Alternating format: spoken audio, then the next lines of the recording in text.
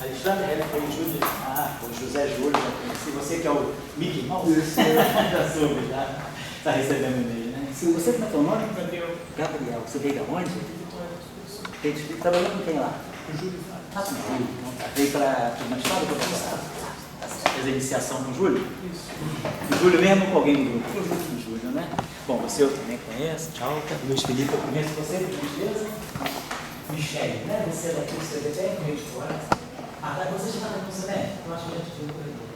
Você é daqui do Constantino? Então é você que eu já quero estatística mesmo. Percebe, né? Então tá. Você está na lista, Michele? Todo mundo que está aqui recebeu e-mail. Você tinha que o e-mail voltou, mas aí a gente corrigiu, não é isso? Que era Senhor Mouse, não é isso? Estava faltando um R. Eu acho que a menina lá em cima botou sem o R. Então eu acho que está todo mundo aqui dentro. Eu acho que mais ou menos o grupo não era muito grande, não, era mais ou menos esse, né? Então é o seguinte, pessoal. Meu curso de mecânica clássica não é um curso tradicional de mecânica da partícula. É um curso de mecânica clássica. Mas mecânica clássica de sistemas contínuos, ou seja, teoria de campo, né? Teoria de campo clássica. A gente não faz o campo quântico, faz campo clássico, não relativístico e relativístico. E também eu não tenho assim, um livro, se eu digo esse livro, eu vou mandar para vocês, um livro que eu gosto muito de teoria clássica de campo, tem vários livros bons, né?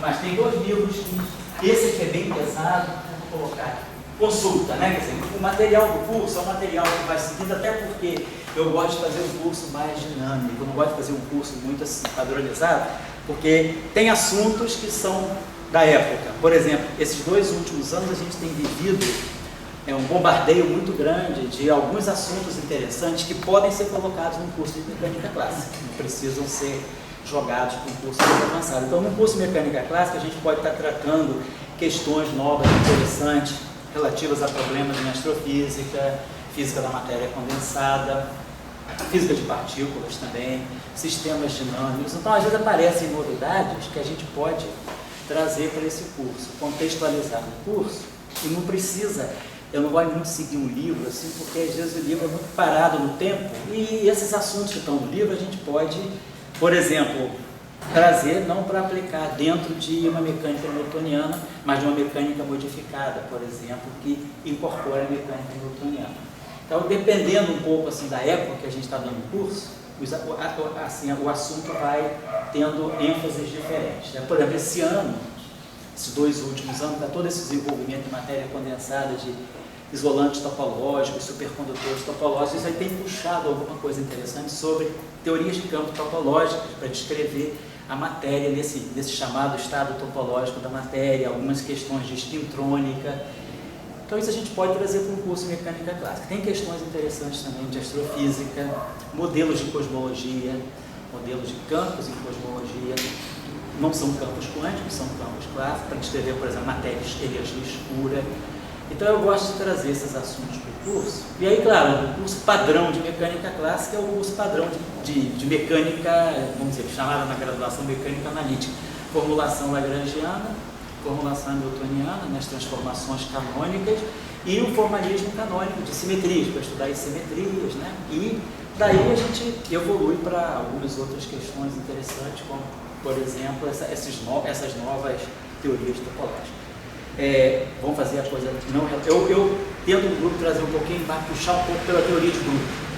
Então, o que não tem assim, quem não conhece bem, não tem problema, dentro do Professor Global tem um curso longo que eu dei entre 2012 e 2013, para graduação, para o pessoal da iniciação científica, foi de setembro de 2012 a abril de 2013, tem um curso longo ali de teoria de grupos, bem básica, aquela teoria de grupos que se precisa para poder fazer essas manipulações simples assim, desse início de curso de mecânica clássica, para estudar simetrias, né? A gente trabalha um pouco também aqui no curso de teoria de Young-Mills, que eu acho que é uma coisa que é universal, e a partir da teoria de Young-Mills, a gente consegue construir uma série de modelos mecânicos interessantes que tem a ver, por exemplo, com o estudo de caos, de integrabilidade. Então, o curso, mais ou menos, ele vai ficar em cima, vamos dizer assim, do tradicional, né, que é a formulação lagrangiana, vamos colocar assim, formulação lagrangiana, formulação hamiltoniana, formalismo canônico,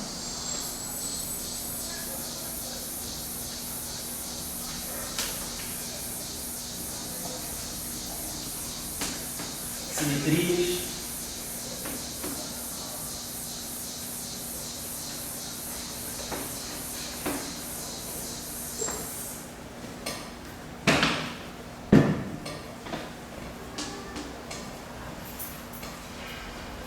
Vínculos, questão do estudo dos sistemas vinculados, isso aqui até eu vou deixar com o Léo que vai ser o monitor do curso, o Leonardo Hospedal, porque ele é especialista nesse assunto. Então, isso aí ele vai poder falar para vocês, acho, com mais propriedade do que eu. Deixar aqui por conta.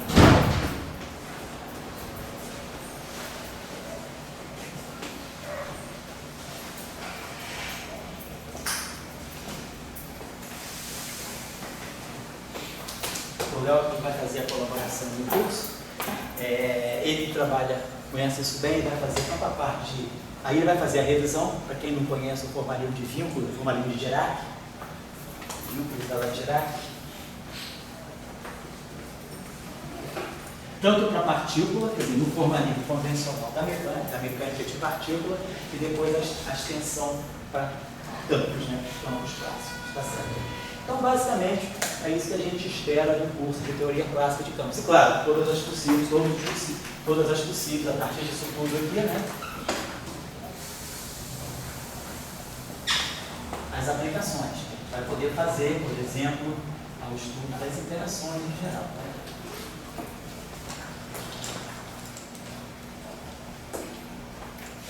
Isso aí, então, a gente pode contextualizar, pode deixar dentro de um panorama canônico, aí, convencional, tipo Goldstein, ou a gente pode trazer questões mais atuais para trabalhar essas questões. Então é nessa direção que eu vou buscar algumas coisas mais atuais. Maneiras de trabalhar. Bom, livro, eu não adoto um livro, mas sim várias referências interessantes. Esse livro aqui, que se chama Fields, Boris Ziegel, esse livro aqui está disponível na internet. O Ziegel justamente nunca quis fazer esse livro para vender. Esse livro está disponibilizado nos arquivos. É um compêndio com mais de 800 páginas, ele é completo. Então, é o melhor livro de teoria clássica de campos, é o melhor livro de teoria quântica de campos, é o melhor livro de supersimetria, é o melhor livro de supergravidade. O livro aqui é muito completo. Então a gente encontra tudo nele. Ele está nos arquivos. Podem procurar lá, não adianta imprimir porque é muito grande, são mais de 800 páginas. Faz o download lá para o pendrive, de vez em quando podem consultar. É um livro bom para consulta, não é um livro bom para se aprender, porque, sobretudo, se num aprendizado mais sozinho, o livro é ótimo, mas ele é muito. A parte técnica dele é muito inteligente, ele faz os cálculos sempre e as deduções dele de uma forma muito concisa, de uma forma que requer, às vezes, uma matemática um tantinho mais elaborada. Então, às vezes, nem sempre se percebe muito bem, mas ele é um livro para consulta. Agora, existem livros mais terra-terra. O livro do Burks, Classical Field Theory,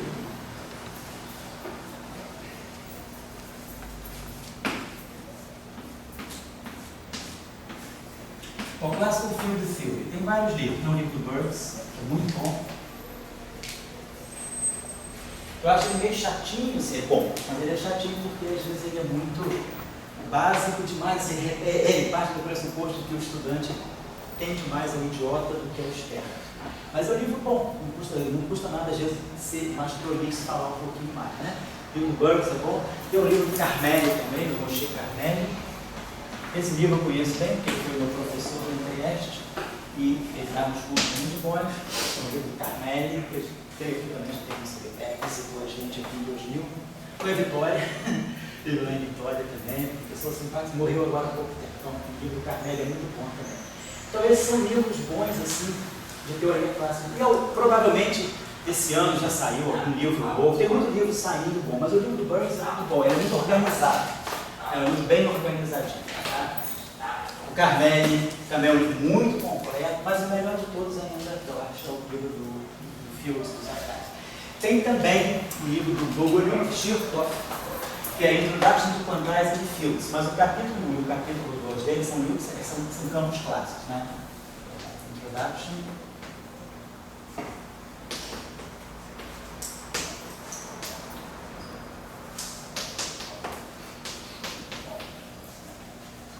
Imagine Fields.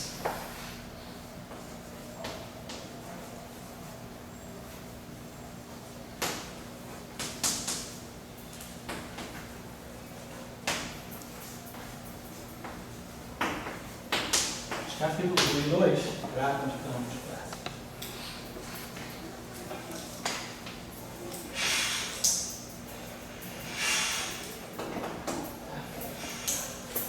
Bom, então isso aí, depois de repente até vocês vão achar outras referências, vão passar para o grupo aí. A gente funciona mais ou menos assim, aos dias de domingo, geralmente eu gosto de organizar o horário da semana, para saber as atividades que a gente vai ter. Às vezes eu coloco alguns seminários dentro do curso.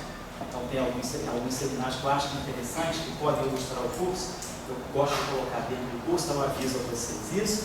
Se tem alguma mudança de horário, alguma coisa, e às vezes também eu mando algumas dicas de coisas novas que estão saindo que podem ter a ver com o curso. O cara não ficar fazendo curso, né? O cara está fazendo física. O curso é só um momentinho. De repente, dentro da ótica do curso, vocês podem ler alguns artigos interessantes que a Science está publicando, que a Nature está publicando, Physical Review Letters. Então tem muita coisa hoje interessante dentro desses tópicos aí saindo nas boas revistas, porque tem uma série de sistemas, tem muitos sistemas novos aparecendo. A astrofísica tem revelado efeitos interessantíssimos, a cosmologia também. A matéria condensada nem se fala, né? Tem apresentado muita coisa de novos materiais, novas maneiras de fazer física, uma interface muito grande com as teorias de Leite, com as teorias topológicas, né, com aspectos de teoria de coisa que a gente faz em física de partículas, o que pensava que fazia em gravitação quântica, hoje a gente está fazendo, por exemplo, em sistemas de física da matéria condensada. Então, eu sempre gosto de mandar alguns artigos também de leitura. Tá? Então, mais ou menos a maneira da gente trabalhar é essa. Outra coisa, eu não dou lista de exercício cobrada. Eu dou muita sugestão de coisa para fazer ao longo das aulas. Ó, faça isso, faça aquilo, mas não cobro, não precisa. Quer dizer, quem quiser discutir comigo as tuas horas, quem quiser me entregar os exercícios as tuas horas, mas esse tipo de. Vocês já estão muito grandes no curso de ilustrado para a gente cobrar lista de exercício, né? Assim, ficar cobrando semanalmente, isso é uma coisa muito disciplinar, né? E eu acho que está fora da nossa, já está fora da nossa perspectiva assim, de relacionamento. Isso é uma coisa isolada. Faz quem quiser, não precisa fazer. Outra coisa é o seguinte, lá para o meados de maio, final de maio, eu aproveito algum dia que eu estou viajando, eu dou uma autoavaliação. O que significa autoavaliação? Autoavaliação, eu dou tarefas para vocês se reunirem aqui e fazer. Assim, tipo, durante o período lá, 4 horas. Nunca acaba. Geralmente leva 2 semanas. Mas é só para dar o start aqui e de repente os grupos se formarem. Então, as tarefas de autoavaliação eu sempre dou. Uma questão discursiva, eu acho que é importante vocês saberem escrever sobre física, discursar sobre um assunto. Depois eu dou uma questão mais técnica, uma questão mais conceitual. E sempre uma proposta que eu faço é vocês elaborarem uma questão. Eu dou os conteúdos, vou elaborar alguma questão com esses conteúdos aqui. Então, isso é uma autoavaliação, para você sentir como é que você está dentro do curso. Não é para valer nota. Mas é para você se posicionar dentro do curso. Aqui eu estou mais fraco, eu estou precisando aprender melhor isso. Pensei que tivesse entendido isso, não entendi. Então é uma autoavaliação. E no final do semestre, eu dou um essay.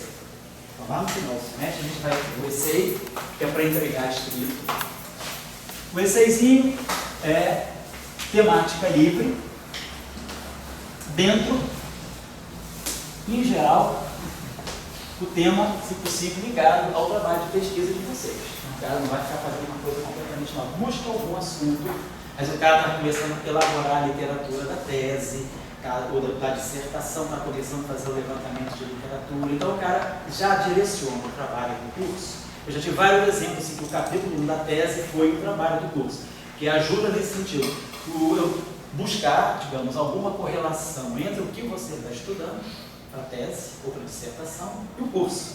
Isso já é um exercício muito bom, você saber fazer uma ponte. Quer dizer, você fala, não tem nada a ver? Tem. Você sempre descobre que tem uma ponte, e aí fazer essa ponte exige criatividade. E isso aí eu acho que já é um bom exercício para vocês. Então, o essay, o tema é livre. Às vezes a pessoa está sem ideia, ou está sem tema de tese ainda, tem que conversar comigo que a gente chega a um consenso sobre o essay. O essay, geralmente, como esse curso não é um curso obrigatório, né? É um curso, acho que eletivo, né? Esse aqui é eletivo, né? É o que eu chamo, não é curso de extermínio. Extermínio é mecânica quântica, eletromagnetismo e mecânica estatística. Então, geralmente eu dou um prazo mais para vocês trabalharem desde julho todo. Deixa eu dar uma olhadinha aqui em agosto. A gente pode marcar a entrega do ICEI para o dia 10 de agosto, que é uma segunda-feira.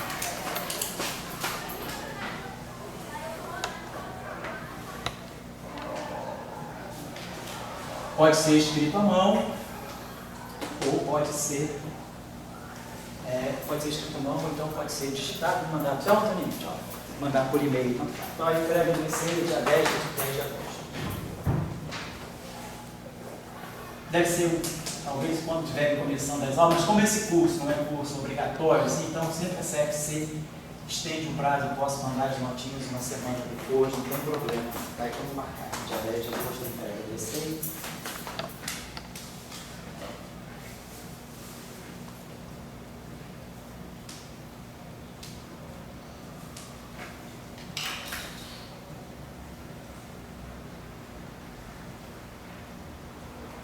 Outra coisa, quem não quiser fazer o ECEI, pode fazer uma avaliação oral também. Eu não gosto de avaliação escrita, não. Eu fui acostumado no meu doutorado, na creche, no mestrado, doutorado, todas as avaliações da gente eram orais. Eu acho que é bem melhor. Porque a avaliação escrita, ela mede muito pouco, porque você cisca muito, você pega meio ponto, faz uma questão incompleta. Na avaliação oral, não, você é obrigado a estar ali com a comissão te examinando, lá no creche a gente, cada exame oral nosso era com 3 professores na comissão. Então, a gente tinha 14 exames orais durante o doutorado, 18 disciplinas, das quais 14 a gente tinha que fazer exame oral. Eu acho que esse é um treinamento muito bom, porque você realmente é obrigado a preparar o assunto e discursar sobre o assunto, sem ficar rabiscando o quadro negro, dizer, peraí, espera 10 minutos que eu volto. Não tem condição, você tem que trabalhar em cima daquilo que a comissão está te inquirindo. Então, organiza o raciocínio, você organiza as ideias, quando você vai para uma prova oral assim, completa, né?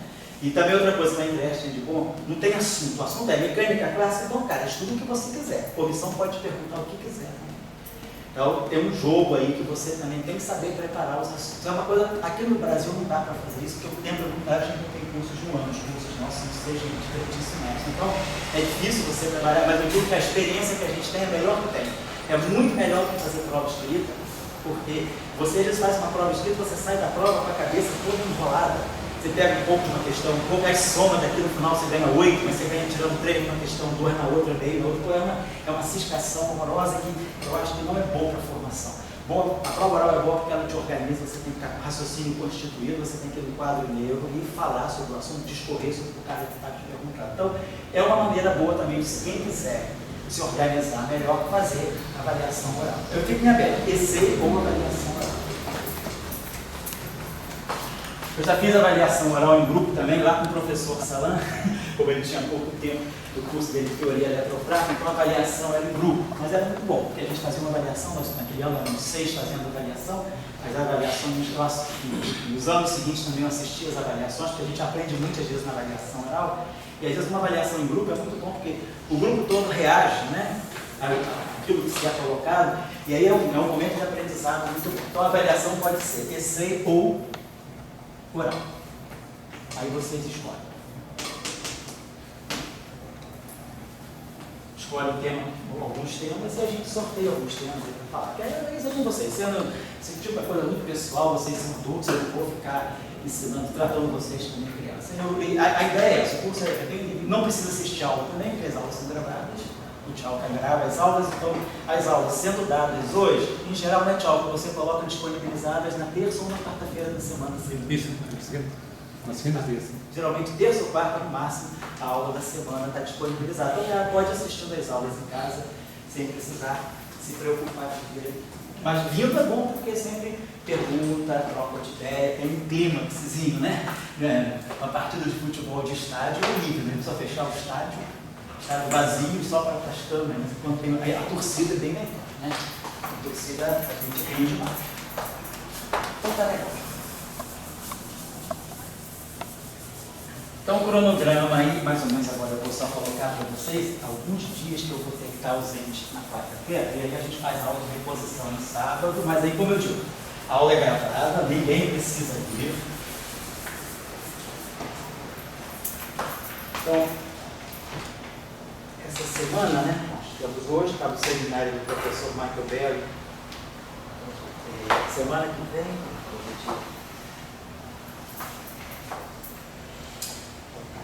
dia 20, quarta-feira, isso, quarta-feira. Então, dia 25 de março, ok. 25 de março é a próxima semana.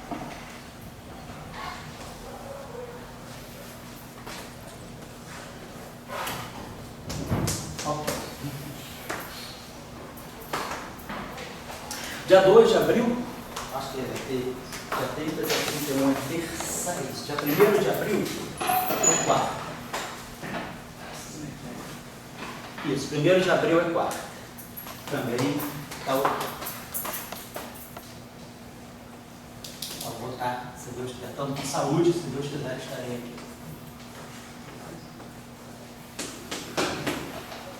Depois eu botei aqui, marquei aqui, antecipação da aula do dia 8. Dia 8 eu tenho que fazer um seminário lá em São Paulo, no IFT. Então, e só pode ser dia 8, porque o seminário é fixo quarta-feira. Então, eu não vou poder dar aula do dia 8, então eu estou vendo. A antecipação é o seguinte, é meio perverso, mas, como eu disse, está gravado. Dia 3 de abril é sexta-feira santa. Você respeita o feriado santo, né? É pecado estudar em santo, né? Estudar, é pecado, né? Então, para mim, quem quiser acompanhar sexta-feira, bom, eu também acredito nessas coisas, também sou católico. Mas dia 10 de abril, dia 3 de abril, eu estou botando a aula 10 da manhã, porque 3 da tarde a gente gosta de meditar, né?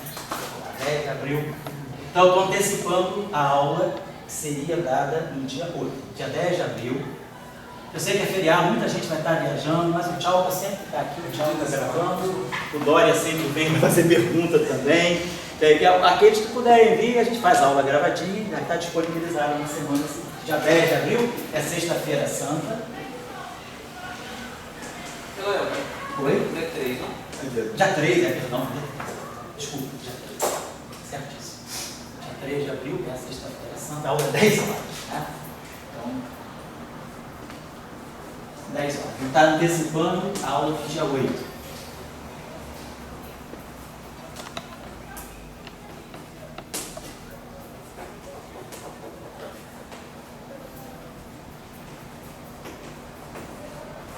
Só para. Beleza. Então fica antecipado. Aí dia 8 fica livre.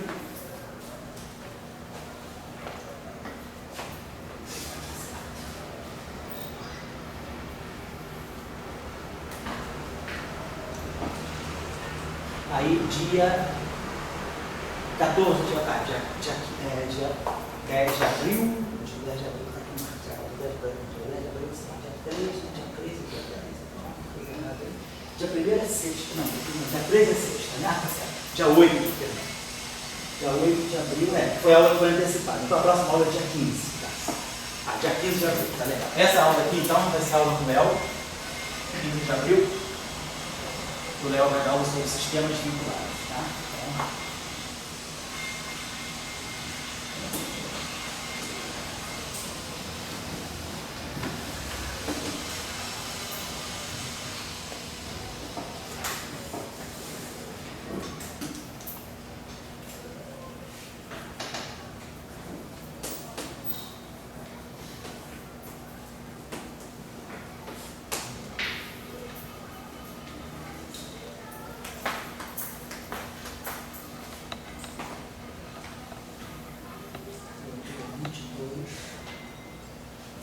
de abril está ok.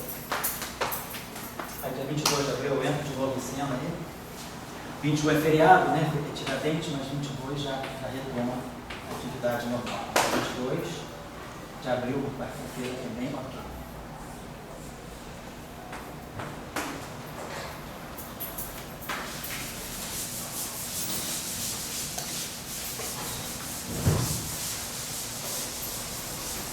Essa aula do Léo vai ter que provavelmente ser quebrada em duas, né? Mas aí depois acertou para uma tarde aí. 22. Isso, dia 22, dia 29, então entra o Léo de novo. Aí, 29.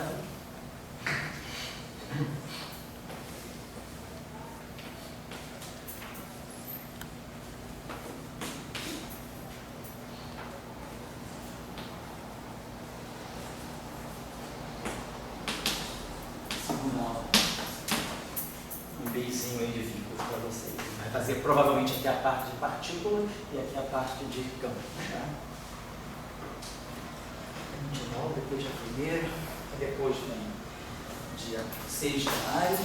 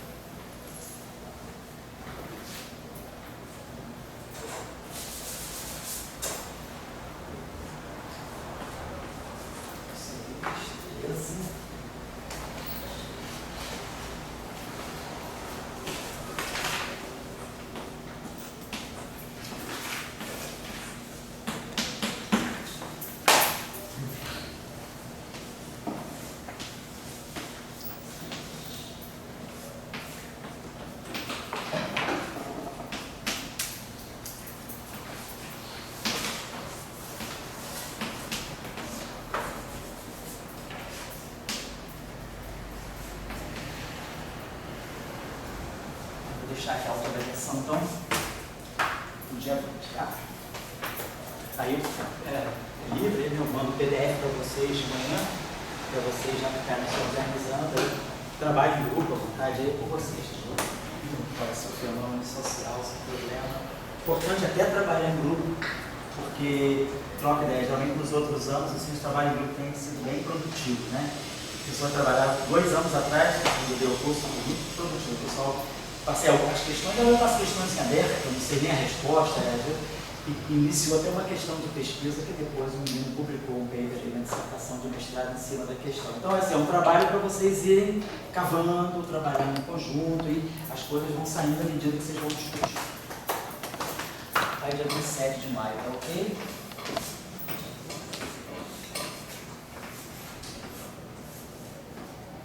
Ok, sempre que tiver tudo bem. De saúde, qualquer problema, entra em ação monitor, ou então eu dou aula de reposição, quando acontece alguma coisa, eu dou aula de reposição. Depois em junho, dia 3 de junho, na véspera do feriado de Corpus Christi, quarta-feira, então tá ok.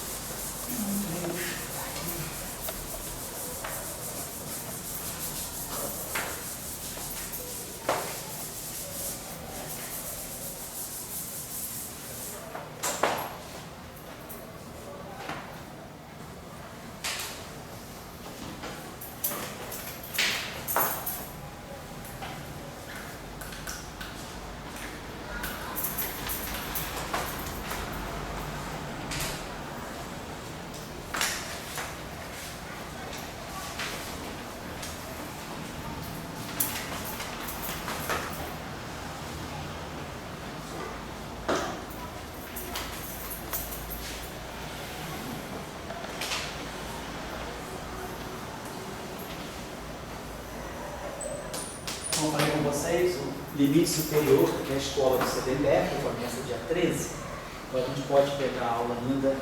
Dia 1º de julho já não vou poder dar aula.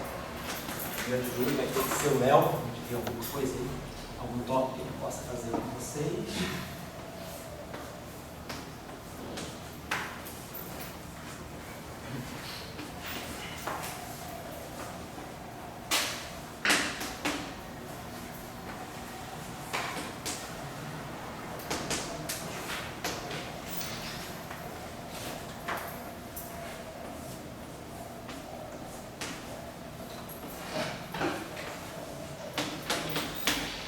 Então, esse é um programa de aulas convencionais. De aula, né? E depois, dia 10 de agosto, a entrega do ensino.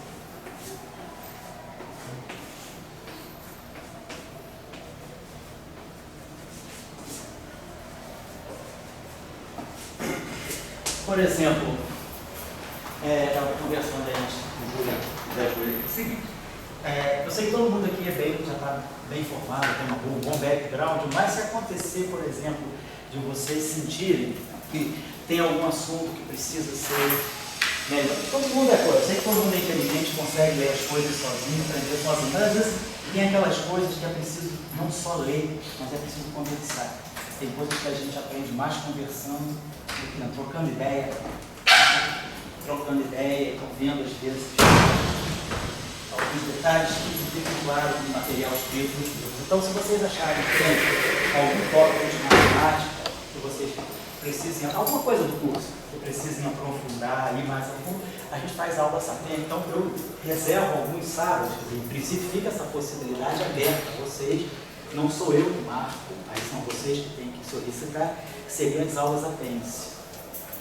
Então, se alguém precisar de aula frontal, né, aula apêndice, a gente pode fazer essas aulas frontal ao centro.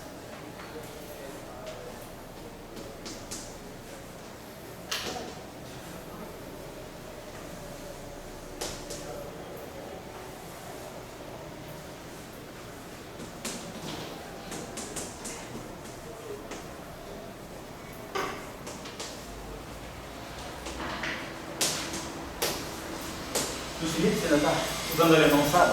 Né? Então, se for o caso a gente fazer, a gente pode fazer de tarde. Você mora em Niterói, né? Não. Tá legal, qualquer coisa também está gravado, se ficar difícil o pessoal ver sábado. Também não vou fazer sábado de manhã cedo, sábado, o horário de a gente trabalhar sábado aqui a partir das 11. Quando a gente faz alguma coisa aí, você vai chegar lá para 4, 5 da manhã, ele que é o relógio, né? Não de acordo, ele chega da Lapa e diz, ó, começa às 11. Hoje é 11h30, né? Na hora que ele chega da Lapa, a gente começa às 11. Então vamos lá. Então, mais ou menos fica feita o convite, né? Quem quiser marcar alguma coisa, tem alguns sábados, nem todos os sábados são disponíveis, porque alguns sábados eu dou aula lá no pré-vestibular comunitário em Petrópolis, outros sábados eu dou aula para iniciação científica aqui, mas eu normalmente tenho 1 ou 2 sábados por mês que ficam livres para essas aulas meio apêndice dos cursos que eu dou durante a semana. Mas também essas aulas são gravadas, tá bom? Então, é a maneira da gente trabalhar. Está tudo mais ou menos explicado aqui. Bom, agora, eu tinha colocado no e-mail para vocês o seguinte. A minha crítica, né, eu sou formado no Brasil, fiz mestrado, fiz graduação na PUC do Rio de Janeiro, fiz meu primeiro mestrado na PUC do Rio de Janeiro. Então eu sei como é que as coisas funcionam no Brasil bastante bem. Depois é que eu fui para a PE, fiquei uns 10 anos lá, também fiz mestrado de novo, fiz outro mestrado no doutorado, obrigado, o mestrado e a qualificação para o doutorado, é o MPH. E fiquei lá no doutorado. E aí eu pude comparar um pouco as duas visões de formação. Então, a minha crítica, depois de ter estado lá fora há tanto tempo, é que aqui a gente paga um preço muito alto pela repetição dos tópicos. Para mecânica, então, eu lembro quando eu cheguei lá em Trieste com o meu currículo do Brasil, já tinha feito 4 anos de graduação, em 2 anos e meio, no meu tempo de estado era 3 anos, 2 anos de curso, 1 ano de dissertação. E aí, o professor Salão olhou, pô, mas lá no Brasil você só estuda eletromagnetismo, mecânica quântica, mecânica clássica, só isso que você... Meu currículo é cheio. Física 1, física 2 é mecânica. Depois tinha a mecânica do Simon, mecânica 1, mecânica geral 1, mecânica geral 2. Depois tinha a mecânica do Goldstein. Aí chegava na pós-graduação, mecânica. Então eu fiz uns 6 cursos de mecânica. Mecânica quântica, então era o delírio. Estrutura 1, estrutura 2, mecânica quântica. Depois, mecânica quântica 1, mecânica 2 na graduação. Depois, mecânica quântica 3 e 4 no mestrado. Eletromagnetismo 1, 2, 3, 4. 1 e 2 na graduação, 3 e 4 no mestrado, sem contar o curso de eletromagnetismo que a gente faz com física 3, física 4, já estuda lá, né? Mecânica clássica, mecânica quântica, eletromagnetismo, mecânica estatística, assim, 2 cursos, né?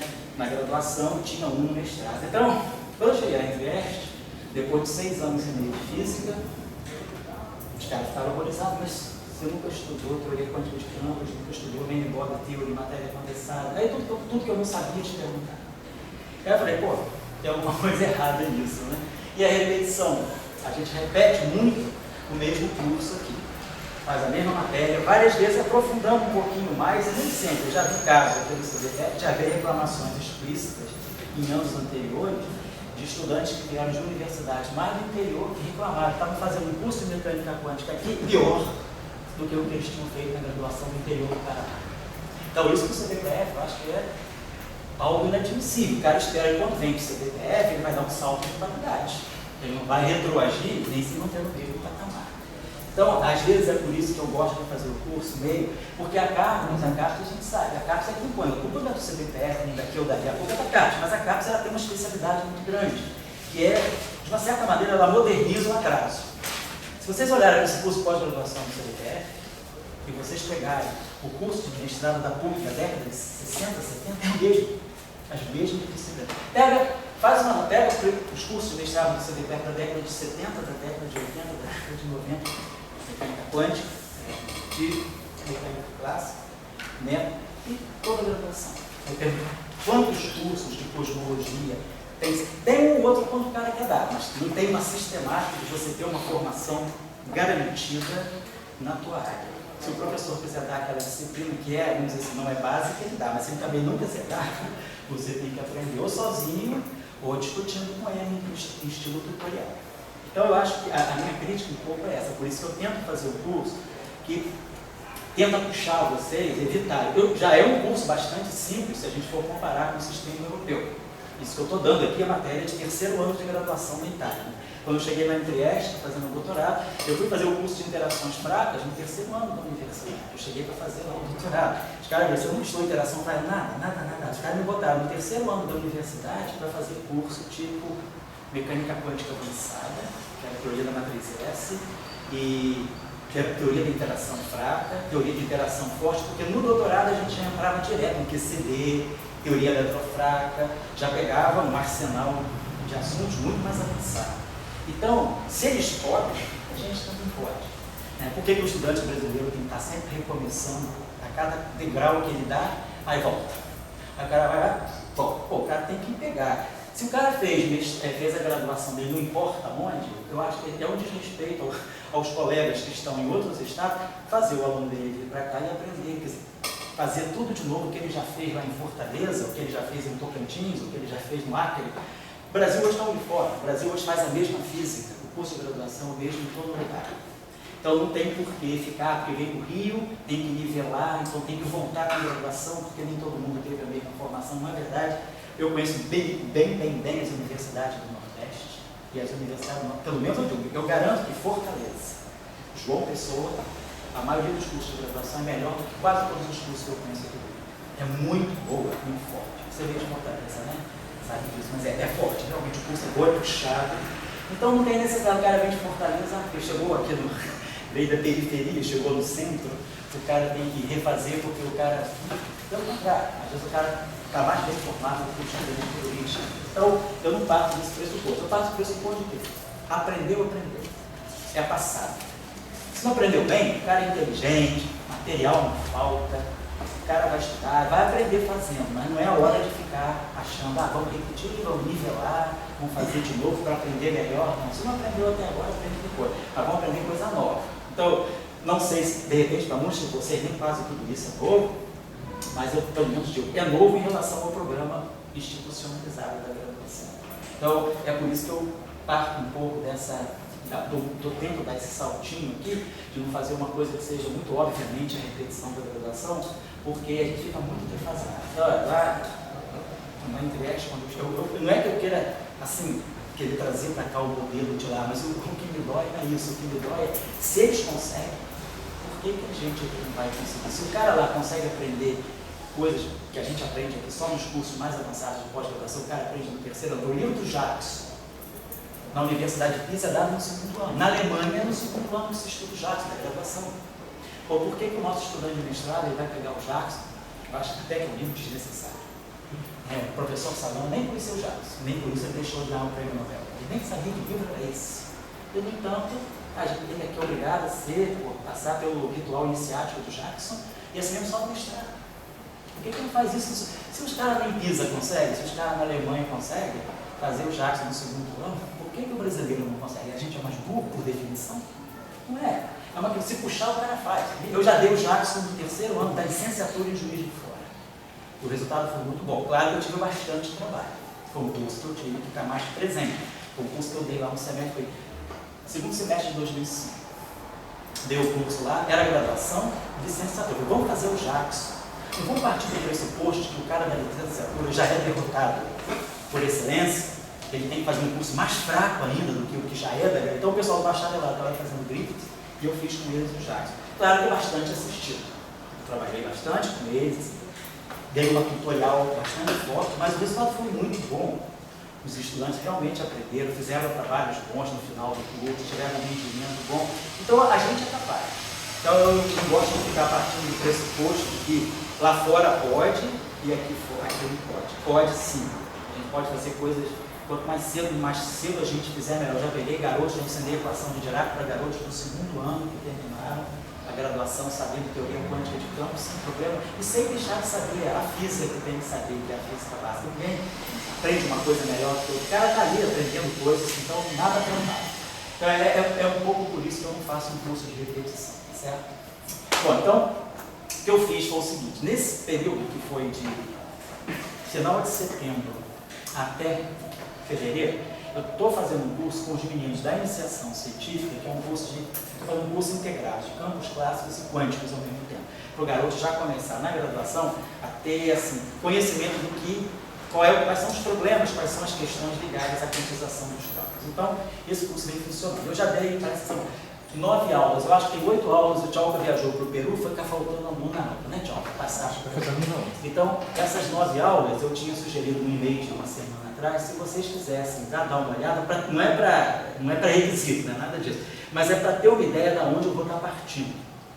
Eu não vou estar partindo, então, de uma coisa muito tranquila lá de trás, uma coisa muito básica. Eu vou partir já de um conhecimento razoável assim, sobre o que são os campos não relativistas, porque todo mundo sabe o que é o campo eletromagnético, né?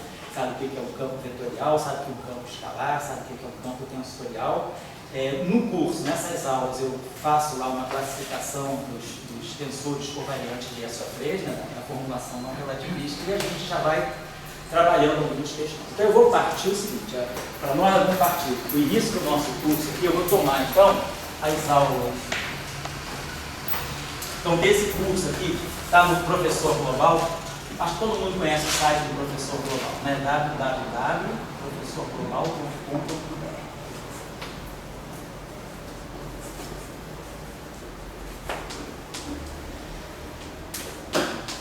Tem um link lá, que é Física Pós-Graduação.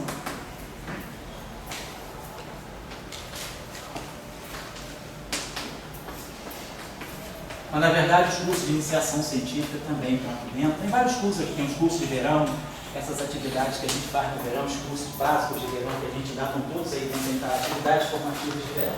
O Tchau, que eu acho que esse curso dá campos clássicos de ou você botou dentro da iniciação científica, né? Também está em iniciação científica também. Tem campos clássicos. Tem, você botou em 2 lugares. Sim, 2 lugares. Então esse curso campos clássicos e quânticos.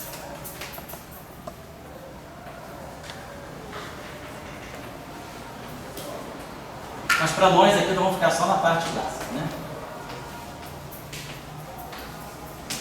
E lá na iniciação também eu ainda não entrei na questão da quantização. Então aqui a gente tem as aulas de número 1 até a aula de número 9.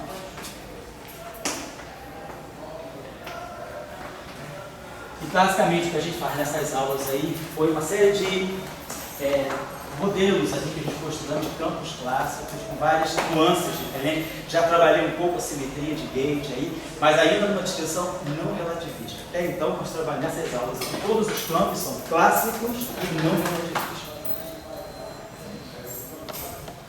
Nesse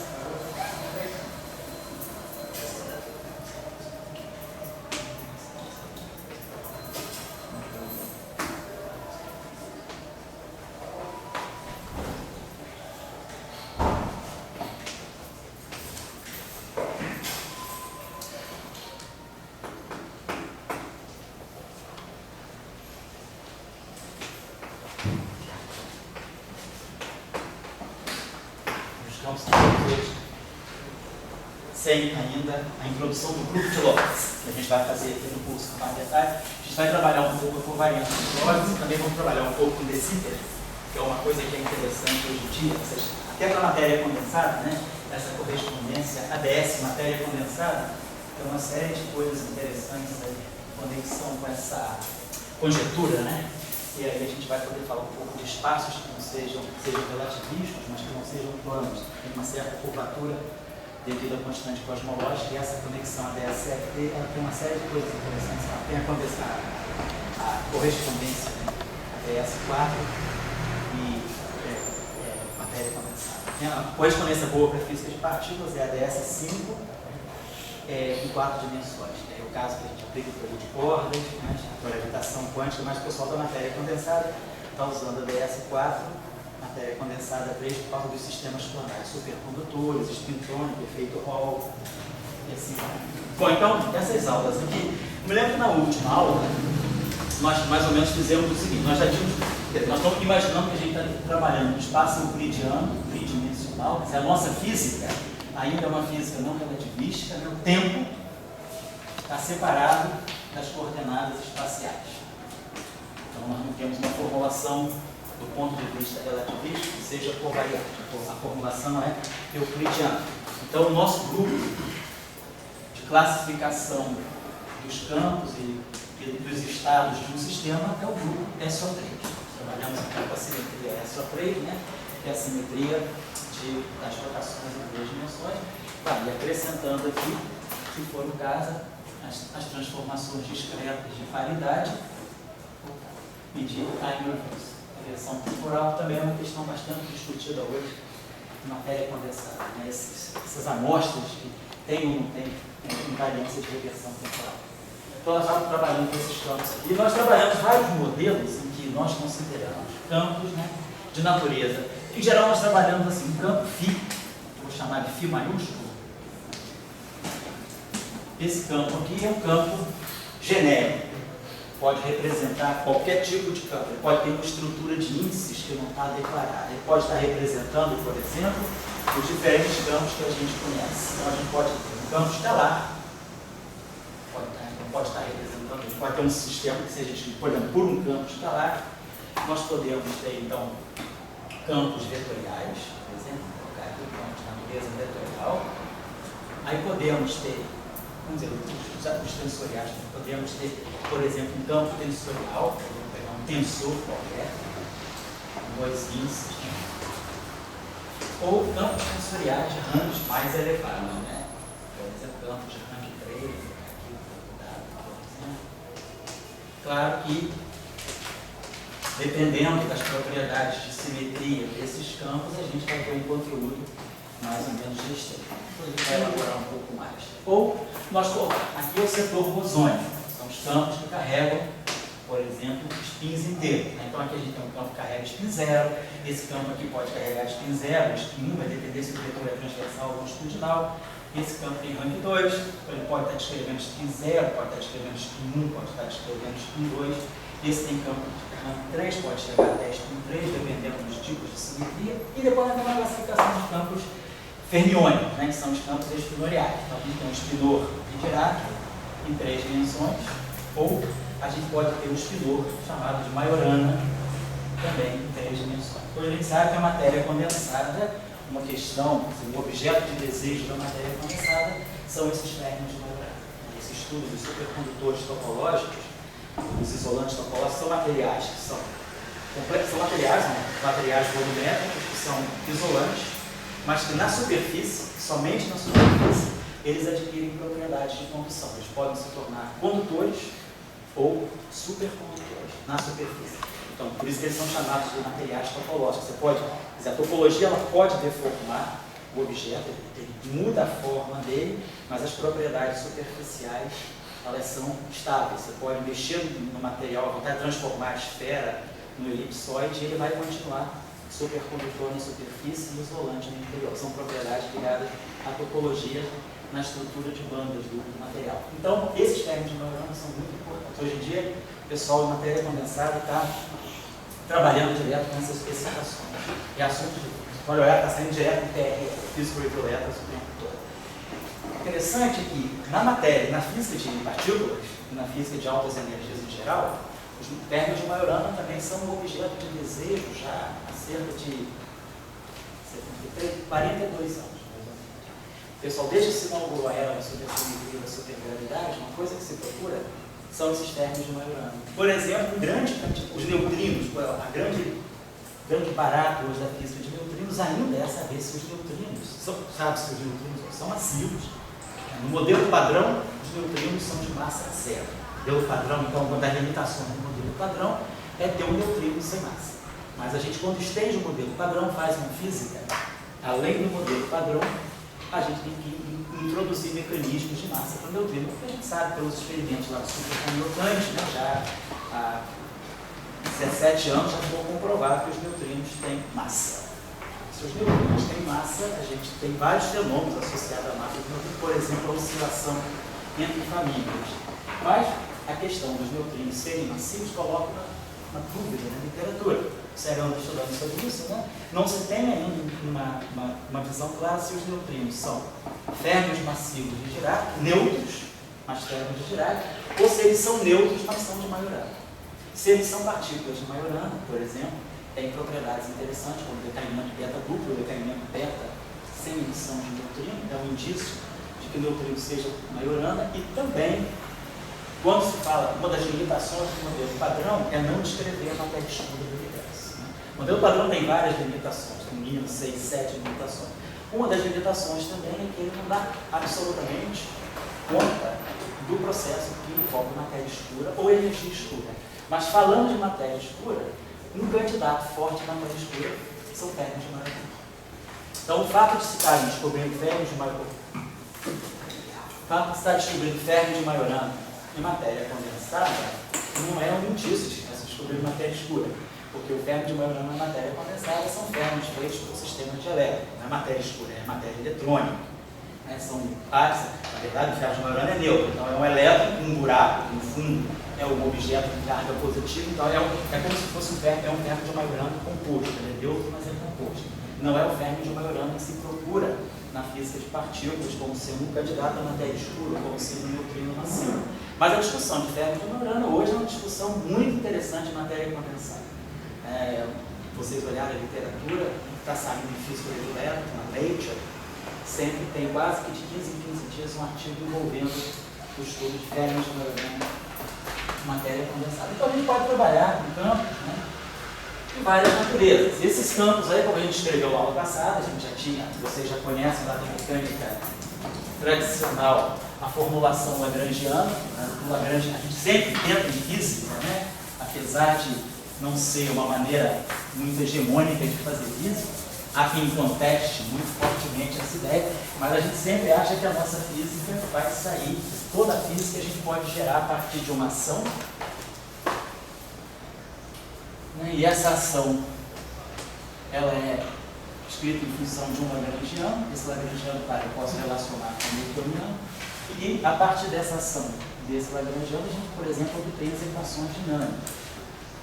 Isso na mecânica clássica, né? As equações de campo são as equações dinâmicas, por exemplo. Então a gente sempre imagina que a gente vai poder construir uma newtoniana que está contabilizando a energia do sistema. Aqui a gente sabe que tem uma discussão bastante sutil, que é até que, dependendo do tipo de sistema físico que a gente tem, quando é que o hamiltoniano realmente descreve a energia do sistema, ou quando é que o hamiltoniano é contaminado por objetos espúrios que destituem esse hamiltoniano da possibilidade de descrever corretamente a energia do sistema. Então a gente vai discutir um pouco essas questões aqui, que é a relação entre o hamiltoniano, a componente zero do tensor de energia e momento, e a energia. Essa discussão aqui é nada não trivial, por exemplo, na gravitação, por exemplo, o que é a energia do campo gravitacional, por exemplo. Mas não, nosso curso não é um curso de gravitação quântica, mas essa questão é importante também, por exemplo, na matéria condensada, por causa do campo eletromagnético. O próprio campo eletromagnético, ele, em algumas situações, ele pode apresentar problema na relação entre hamiltoniano e energia. Não é uma propriedade assim, muito afastada de nós. É uma propriedade que certos sistemas podem desenvolver. Então, vamos trabalhar um pouco isso aqui. Já estamos quase preparados para chegar a isso aqui no nosso curso do sábado. E deixa eu colocar uma coisa aqui fácil para vocês saberem até que ponto eu posso seguir. Na aula que nós trabalhamos anteriormente, né, nós pegamos, por exemplo, o campo tensorial. Então, o campo tensorial, nós estamos num espaço tridimensional, que esses índices J são índices espaciais que vão de 1 a 3. Então, tem, na verdade, um campo tensorial de rank 2 eu posso associar a uma matriz. posso organizar os elementos desse tensor numa matriz 3 por 3. Toda matriz, a gente sabe, vou chamar de forma matricial, vou chamar essa matriz aqui de P, como matriz. Então, toda matriz a gente pode escrever sob a forma de uma matriz simétrica com uma matriz antissimétrica.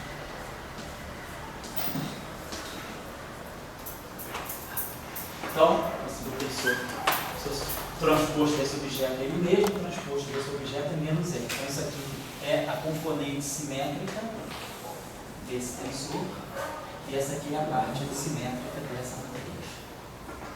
Uma matriz simétrica 3 por 3, ela tem 6 elementos independentes, e uma matriz antissimétrica, por ter a diagonal 0 e ter os elementos da diagonal ligados posicionalmente, ela tem 3 elementos independentes. Então, os 9 elementos dessa matriz, eles se fatoram, né, em 2 classes de elementos independentes, né? 6 elementos aqui. E a gente sabe, se a gente faz rotações, se a gente pega uma matriz simétrica, um tensor simétrico, e faz uma transformação de rotação, ela permanece simétrica. Ela vai numa matriz S', mas o transposto dela é igual a ela. Então, a propriedade de simetria, ela é invariante rotacional. Uma transformação de rotacional, de rotação, ela não mistura as duas partes em que eu decompus essa matriz. Essa matriz, então, ela tem 2 partes que são disjuntas do ponto de vista das rotações. O que é simétrico fica simétrico, o que é antissimétrico, por rotação continua antissimétrico. Então, são 2 representações que a gente chama de irredutíveis. As rotações, uma não vai na outra, elas ficam entre elas mesmas, né? É uma matriz antissimétrica,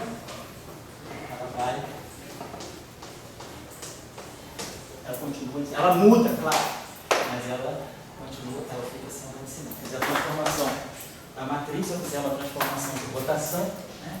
A transformação do meu tensor, eu pego o meu tensor, eu faço uma transformação de rotação SO3, esse meu tensor nessa transformação R, é como exposto.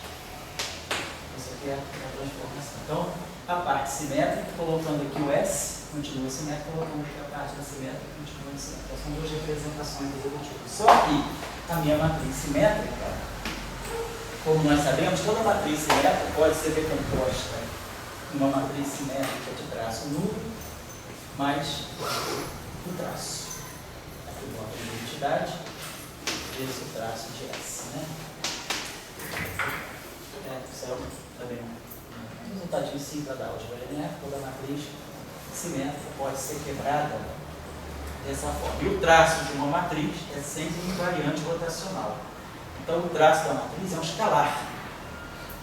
O traço de T' igual ao traço de T, porque essa matriz aqui é uma matriz ortogonal. Só estou querendo ilustrar isso aqui, eu quero deixar uma tarefa para casa, para ver como é que vocês podem encaminhar essa discussão, para ver até que ponto eu posso partir esse lado. Então, eu tenho um escalar aqui dentro. Esse objeto aqui é um escalar, ele é invariante rotacional. Então, esse objeto aqui tem 6 elementos. Se uma matriz tem 6 elementos independentes, eu extraio um elemento, que é o traço dela, que é um escalar, sobram 5 elementos. Então, essa matriz aqui, na verdade, ela se decompõe em 5 mais 1, ou 1 mais 5. O traço dela é invariante de rotação, portanto é um escalar, e a parte de traço nulo, se eu imaginar que eu tenho uma matriz simétrica 3 por 3, de traço nulo, alfa, beta e gama. Se ela é simétrica, aqui é beta, e aqui tem que ser, aqui vai ser delta. Aqui pode ser um epsilon, aqui vai ser um epsilon, mas se ela tem traço nulo, eu não vou ter nenhum elemento independente disso, aqui vai ter que ser menos alfa, menos delta. Então, na verdade, essa matriz tem 5 elementos independentes. Uma matriz simétrica de traço nulo, ela vai ter 5 elementos independentes. Esse elemento que saiu daqui é o traço. Se eu pegar uma matriz, né, visual, uma matriz que não tenha traço nulo, uma matriz alfa, beta, gama. Então, alfa mais delta mais zeta é um invariante rotacional, que é o traço da matriz. Então, é isso que está aqui.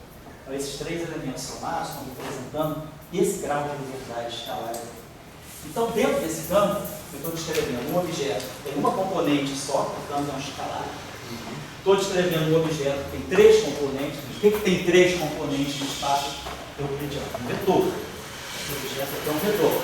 Uma matriz antissimétrica, se eu pegar uma matriz antissimétrica, né, ela tem esses elementos aqui. Alfa, diagonal é 0, ela é antissimétrica. Então isso aqui vai ser alfa, isso aqui vai ser beta.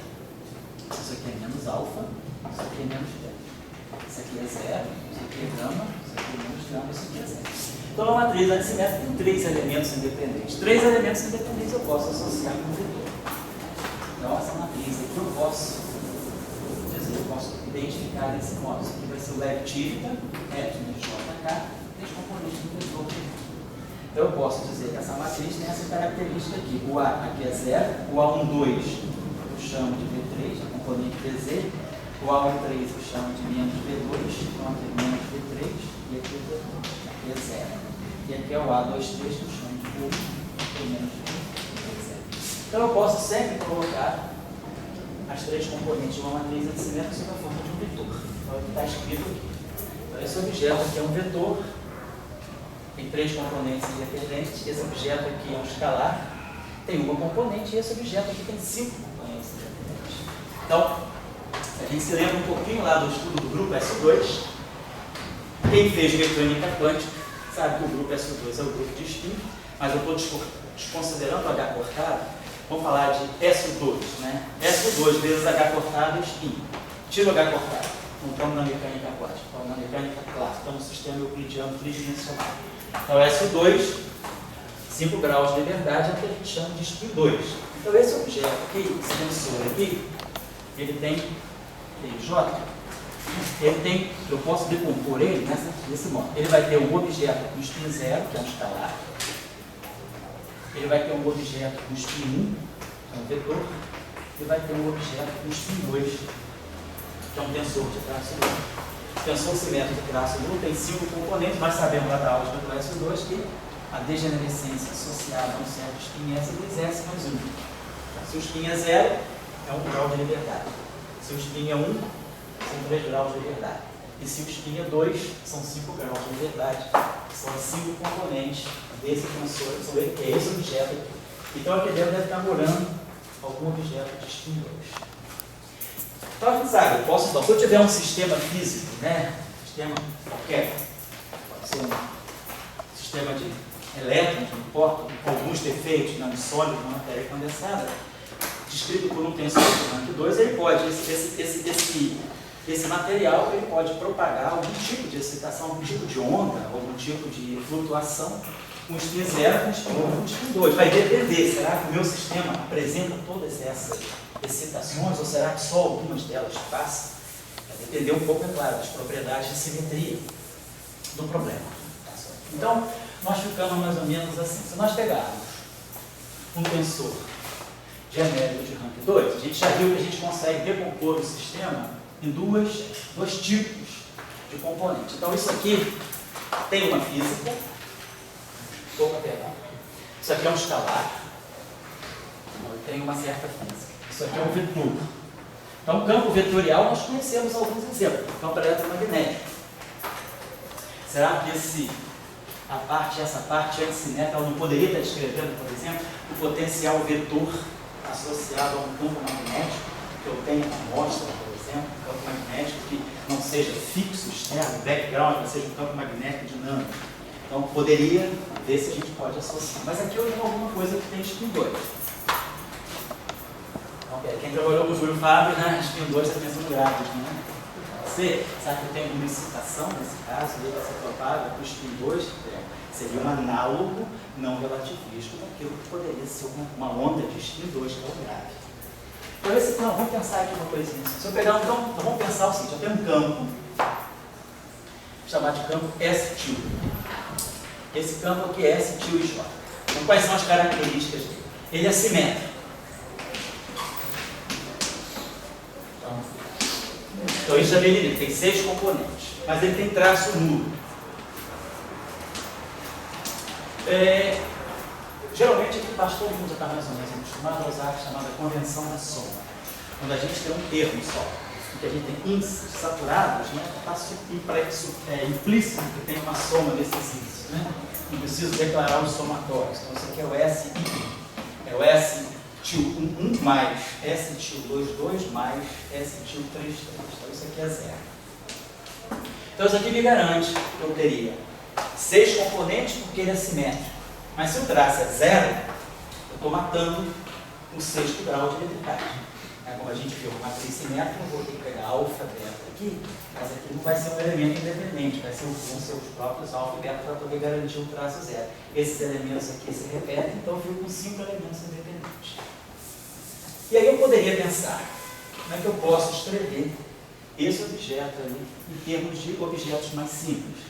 Sabe? Como é que eu posso ver aonde é que está realmente os pindores aí? Isso é uma coisa importante. O que significa escolher campo? Quando a gente faz um programa de mecânica clássica, tá? Mecânica analítica, o que a gente faz? A gente pega, tem um sistema com coordenadas generalizadas, que a gente chama lá, coordenadas QI. Na formulação lagrangiana, eu tenho as velocidades generalizadas e posso ter aqui a dependência do campo. Então, eu tenho um lagrangiano, posso escrever o que a gente chama uma função lagrangiana que depende dessas coordenadas. Então, se eu vou para a formulação newtoniana, e eu não tenho que chamar os vínculos, né? Eu posso ter aqui as coordenadas, os momentos e o P, onde esses PIs aqui são DL e DQ. A relação entre momento e velocidade pelo formalismo. Mas o que eu basicamente tenho, eu tenho que escolher as coordenadas do meu sistema. Tem que ter, meu sistema descreve quantos graus de liberdade e quais são as coordenadas adequadas para eu descrever os graus de liberdade desse sistema. Pode ser um sistema de partículas, pode ser um sistema rígido, que aí eu posso escolher a posição do centro de massa, algum ângulo de inclinação desse objeto rígido em relação ao sistema de eixo. Só eu tenho a liberdade de escolher essas coordenadas aqui e depois escrever uma função que descreva a energia desse sistema em termos dessas coordenadas e das suas velocidades generalizadas.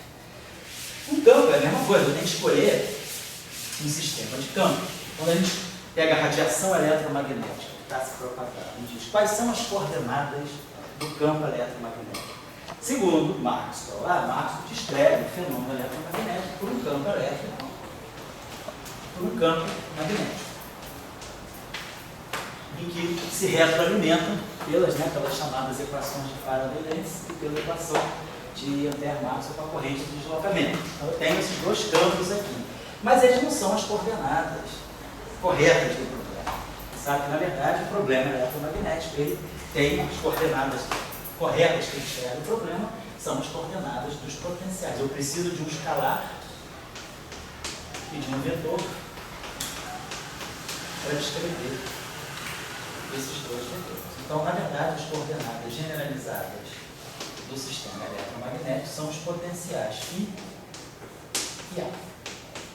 Então, com esses 4 objetos aqui, eu descrevo esses 6 objetos aqui, 3 mais 3. Então, o número mínimo de coordenadas que eu preciso para descrever o campo eletromagnético são os potenciais. Os potenciais estão sujeitos aí à transformação de calibre. Na aula 7 eu falo sobre isso.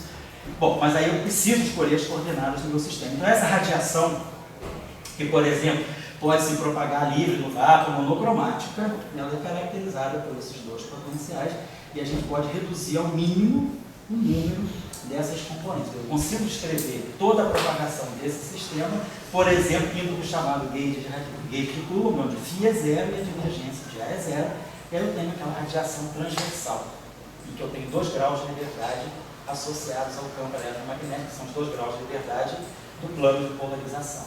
Bom, isso é a escolha das coordenadas. Então, eu preciso escolher aqui as coordenadas do meu sistema. Por exemplo, se eu tenho à minha disposição um tensor de rank 2 simétrico e traço zero, como é que eu posso descrever isso? Da mesma forma que eu tenho um campo aqui, que pode ser descrito em termos de objetos mais simples, porque, por exemplo, isso aqui é um vetor, isso aqui é um vetor, mas esse cara aqui é um escalar, e esse cara aqui é um vetor. Então, eu consigo escrever um sistema de 2 vetores em termos de um escalar de um vetor. Eu ganho aqui 2 componentes a menos, eu tenho um sistema menos coordenadas, menos abundante aqui. Então, esse aqui é o sistema é o número mínimo de coordenadas que eu preciso para descrever esse sistema. Então, se nós pegarmos um campo simétrico de rank 2, por exemplo, esse objeto aqui, então esse cara, em princípio, ele tem 6 componentes. Eu poderia pensar da seguinte maneira: esse objeto aqui, eu tenho ele é simétrico. Então, como é que eu posso escrever um objeto que tenha... Pronto, quando eu tenho, vocês viram aqui, um campo elétrico tem um índice vetorial. Esse índice vetorial ele vem do gradiente de um escalar e vem da derivada temporal de um vetor. Então, o que empresta a ele o caráter vetorial é esse gradiente e esse vetor. E o campo magnético, ele tem o seu caráter pseudo-vetorial, por causa do rotacional desse vetor. Então, eu tenho esses dois índices aqui, né, combinados de forma antissimétrica, né? Então, essa combinação antissimétrica aqui me confere esse caráter vetorial. Então, eu consigo ter esse vetor a partir de um vetor. Então, a mesma coisa aqui, nós temos um tensor. Ele é simétrico. Então, será que eu não poderia pensar que tem um duplo gradiente aqui? Por exemplo, eu poderia imaginar que esse cara aqui tem uma derivada, um duplo gradiente, a derivada em relação à coordenada I, derivada em relação à coordenada J, de um certo escalar que eu vou chamar de S.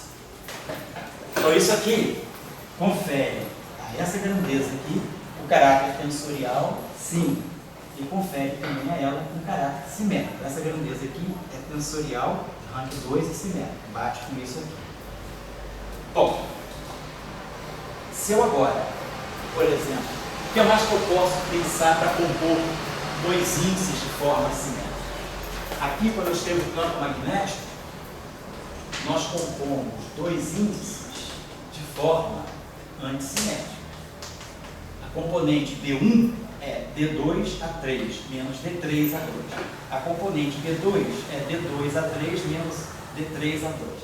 E a componente B3 é D1A2 menos D2A1. Então, eu combino uma derivada em um vetor de forma antissimétrica para ganhar esse vetor. Aqui, eu tenho alguma coisa simétrica. Então, eu poderia pensar, de repente eu posso escrever aqui a derivada iésima da jésima componente de um certo vetor V. Só que essa expressão aí não é simétrica. DI, VJ, derivar VX, derivar VY em relação à coordenada X pode não ser a mesma coisa que derivar a coordenada, o vetor VX, a componente VX em relação à coordenada Y. Então, eu preciso simetrizar essa expressão aqui. Então, a gente pode definir isso aqui, ó. Vou colocar aqui sobre o outro. Agora beleza, essa expressão é simétrica. Se eu trocar I por J, não acontece nada. E, ao mesmo tempo, então, ela confere um caráter tensorial a esse objeto, e eu consigo reduzir esse objeto em termos de uma componente macia. E aqui, no espaço, vou escrever aqui de novo. Vou tomar a distinção.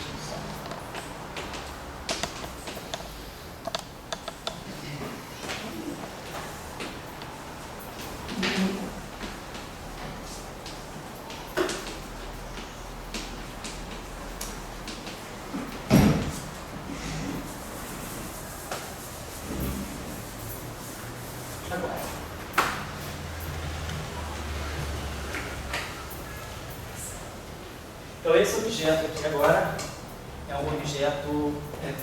Agora eu poderia pensar, vamos pensar o seguinte, se eu tirar o traço desse tensor, o que significa tirar o traço de um tensor? Tirar o traço de um tensor significa, se eu pegar um tensor qualquer, né, S na J, tirar o traço dele, eu vou somar na diagonal, 1 mais 2, 2 mais 3, 3.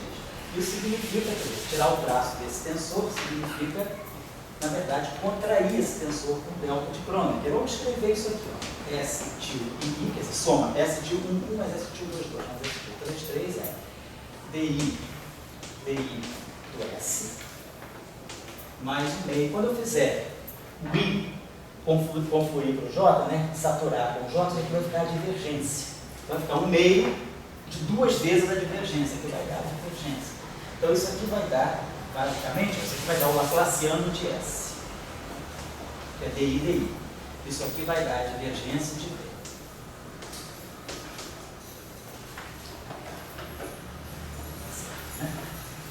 Então, se eu pegar imaginar que eu pegasse esse escalar aqui com Laplaciano zero. Digamos que esse Laplaciano aqui seja zero. Então, eu consigo escrever daquela maneira onde o vínculo que eu coloco aqui, aquele S, seja uma função escalar de Laplaciano nulo. E esse V seja um vetor de divergência zero. Por que eu estou querendo isso? Porque eu estou querendo produzir um tensor que tenha traço zero. Então eu quero que cada elemento aqui, que daria contribuição por traço, seja isoladamente zero. Mas só que será que eu realmente... Então eu tenho um escalar com divergência com Laplaciano zero e tenho um vetor com divergência zero. Um vetor que tenha divergência zero significa que esse vetor deve ser o rotacional de alguma coisa. Se ele tem divergência zero, ele é um vetor puramente transverso. Então, se ele é um vetor puramente transverso, ele deve ter 2 graus de liberdade. Lembre-se que aqui eu tenho que ter 5 componentes independentes. Isso aqui é um escalar. Já me dá uma componente. Se eu agora jogo um vetor aqui, eu já joguei 3 componentes novos. Então eu estou simplesmente separando as componentes desse tensor de acordo com componentes de objetos de rank mais baixo. Então, esse cara é um tensor de rank 2 simétrico de traço zero, ele tem 5 elementos independentes. Eu já joguei um elemento, é um escalar, que deve ter Laplaciano zero. Outro elemento aqui é um vetor, que eu estou tomando com divergência zero. Se eu coloco um vetor aqui, eu estou jogando 3 graus de liberdade. Então, 1 e 3, 4. Ficaria me sobrando uma coisa só. Mas então,